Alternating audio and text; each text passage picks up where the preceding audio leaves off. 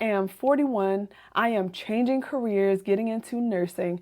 And the last 2 months, I have put in a lot of hours, probably 40 hours of research, looking into various nursing programs.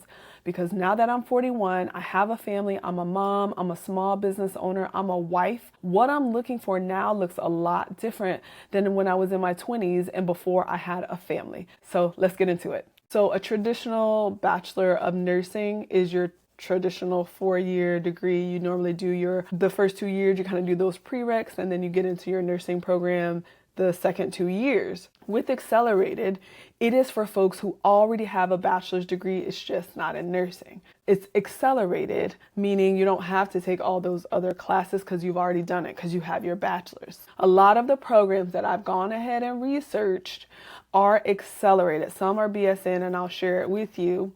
The program lengths are 2 years, 16 months, 12 months, and then there is one that is 18 months. I live in the Central Florida area, so of course I'm looking for programs that are around me. I also researched online programs. The one that I found, and I didn't include it here, it was just Herzing. I deleted Herzing because they are very expensive. It's like 90 grand. It's like something really, really crazy, and I'm like not about that life.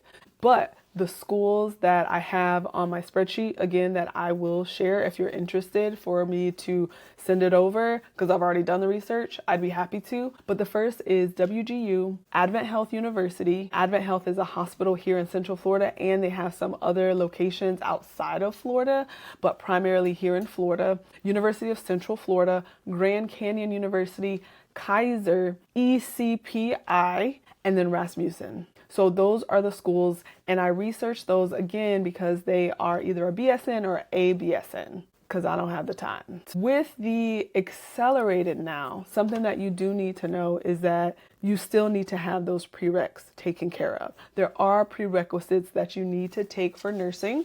A lot of the schools are very similar. Let me see if I can find it here in some of my paperwork for one of these schools. A lot of the prereqs are very, very similar, meaning you might need microbiology, anatomy and physiology 1 and 2. You usually need, I think like the intro to psychology, human development is one. Again, because you already have your bachelor's, likely you've already taken these. Some of them, not all of them, because some of them are science specific. Oh, here it is. Okay. Anatomy and physiology 1 and 2 with the lab for this school. This is ECPI. Statistics, social science, which is sociology or psychology, human growth and development, or development psychology, English, and then a general education elective. That's typically the prereqs that you need. Now, for some schools, you'd have to go in and do your own research. Some schools do require microbiology. This particular program does not, but a few of the other programs do require microbiology, excuse me. All right. So you do have those prereqs. So if you have those prereqs, these numbers and the program length is with prerequisites already completed. If you do not have them completed, that's going to take you additional time because you need to finish those. And I believe you need to finish them with a B or a better. Something else to note when you're looking at nursing schools and you've already maybe taken some prereqs. For the science prereqs, some schools do require that you've taken them within a certain amount of years. So sometimes, even if you've taken a course and you made an A or a B, but you took it like 10 or 15 years ago, some schools may require you to retake those science courses. Next, I want to talk about accreditation, specifically because I'm looking at some of these private institutions. I've done a lot of research because I was really skeptical before doing research, because if anyone mentioned like Kaiser or Grand Canyon University, I was like, well, what? Like, I just had a negative connotation in my mind. I started to do some research and I started to speak to actual nurses and supervisors. Okay, so one of my first questions is, do people hire people from these schools? Are these schools legitimate? And so then that led me to, okay, we have to make sure they are accredited. Sometimes there is like a higher learning accreditation for the institution, and then specifically there is an accreditation for nursing. And that accreditation for bachelors, okay, is what's called CCNE, okay? CCNE. So when I started my research, I found out the accreditations that are needed. Oh my goodness, there's a gnat. Oh, CCNE is generally what we're looking for a Bachelor of Science in Nursing. If you were to do associates, I think it's ACEN or ACEN. And so CCNE is the Commission on Collegiate Nursing Education. So if you're looking at WGU, Advent Health, UCF, Grand Canyon Kaiser, ECPI, or Rasmussen, they all have the CCNE accreditation for Florida. And then WGU has a different one, but accreditation is really, really important. Something else, I actually ended up volunteering with a recruiter, a new nurses recruiter with the hospital here, Advent Health University. I got her information. I said, hey, I'm thinking about going to these schools. Do you hire students who have graduated from these nursing programs? And she said yes. Now, let me tell you the schools I asked her about specifically. Advent Health University, UCF, Kaiser, ECPI, and Rasmussen. And what she told me, the recruiter who works at the hospital, is that all they care about is that accreditation. If you're accredited and you have passed the NCLEX and you have your RN license, you are good to go. So it's so important that you make sure they have that accreditation. Do your research. But for these, I got you. I already have them. Next, this was a little bit harder to find, but I tried to research NCLEX pass rates and how well people are going to be prepared to take this. So I have it here in the spreadsheet. All of them actually are in the 90s, but listen, as a person in marketing, percentages can be misleading for a number of reasons. So, I'm kind of taking this with a grain of salt because they're like 92% people passed, but some of them I'm like, is this a first time? Is this a third time? Like that matters when you're trying to calculate the percentage. So 91%, are other schools averaged and campuses averaged into this percentage to increase the overall percentages. All these little details matter, and I'm kind of getting into putting on my marketing hat and my analytics hat, but that does matter. But basically all these schools have above a 90% pass rate for the NCLEX. Now, if it's their first time, third time, 50th time, I don't know. Some of them that I have listed, there is a link. So if you do request to have this spreadsheet, I have linked to the website where they show those rates and they explain on their own websites. I have that for you. Next, completion rate, which is important for these private institutions. They're accelerated, they're low. I'm not surprised that they're low. Sorry, I did not explain it. Let me back up. This is the number of people entering the program compared to the number of people who complete the program. So a lot of people, as you would imagine, drop out. And then I think the rate is higher for some of these private institution and accelerated programs. They're more intense. And then again, with data, you don't know the reason, right? Ideally, I would love to see completion rate and the reason for people not completing the program, because then that gives you more context. If you're like, I couldn't complete the program because people got sick, right? I would imagine maybe, I'm just throwing out an example. During COVID, people are like, I had to drop out the program because I got sick and I got COVID. Something else I did when researching, y'all, I did so much research. Something else I did was when I visited these schools,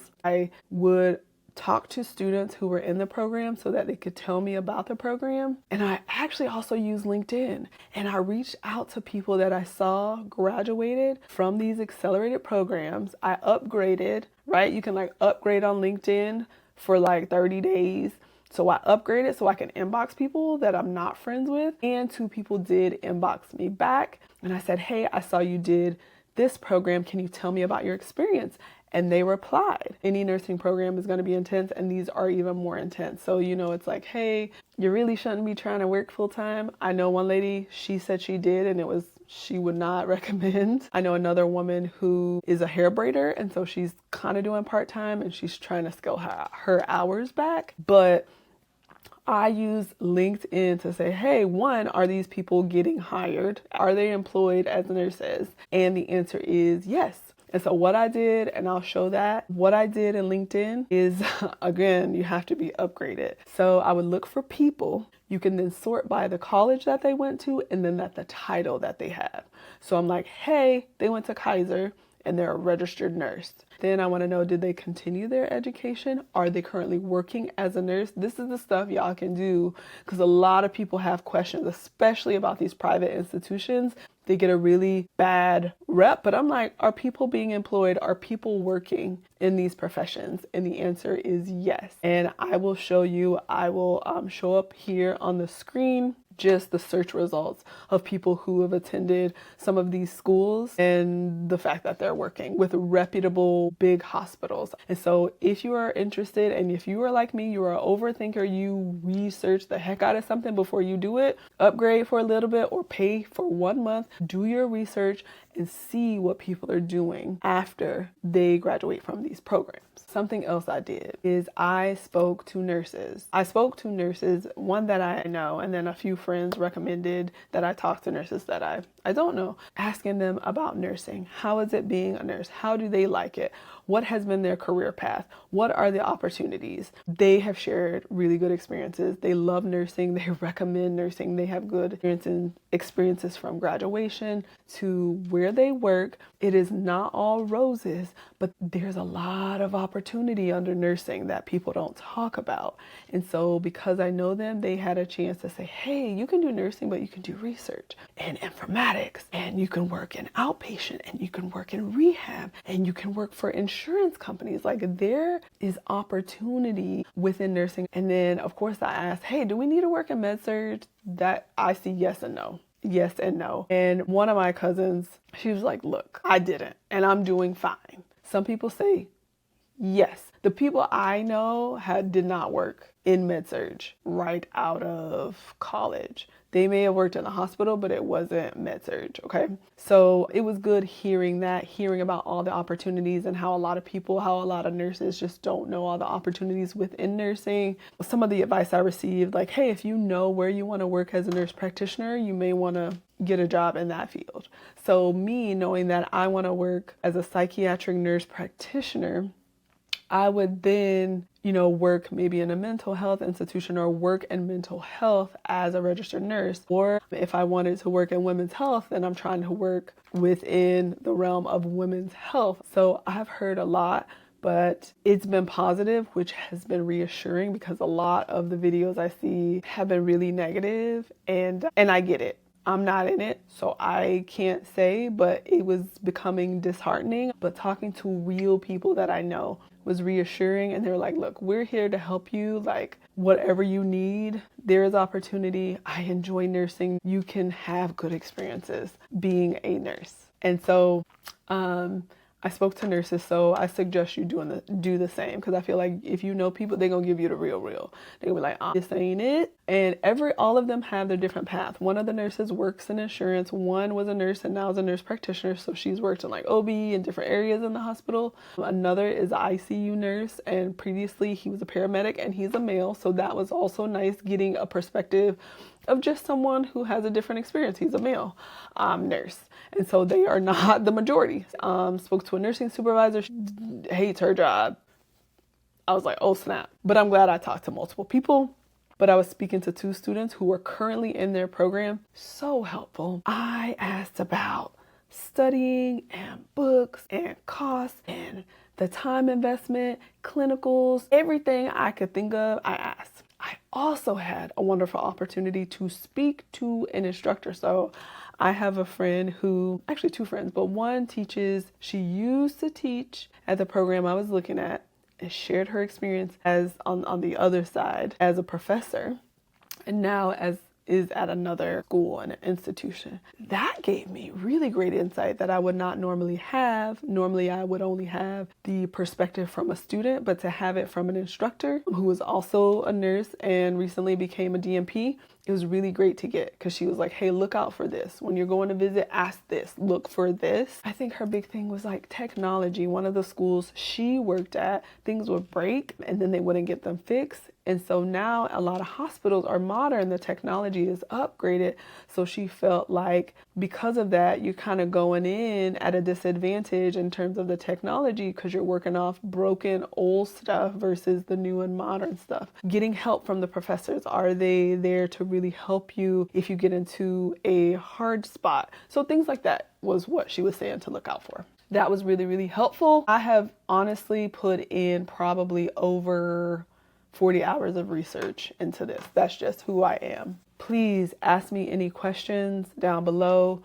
If you want a copy of this, I am happy to share it. It's just a Google Sheet. And then you can use this as a template to do research in your own area. I know WGU also is online. Advent, of course, is local, UCF. Grand Canyon is in other locations. Kaiser is all over, I think, the country. ECPI and Rasmussen are also all over the country. But you can use this as a template to help you. Something I added in my spreadsheet too was the distance to campus. How long is it going to take? And so that was helpful for me. And then a lot of the programs also, I forgot to mention, they require the TEAS test. So you do have to take the TEAS as a part of admissions. And that's basically a test, an assessment to see where you rank. And the TEAS, y'all, I should have had this prepared, but I wasn't planning to go into it. But since I'm talking about the TEAS, let me tell you the sections of the TEAS.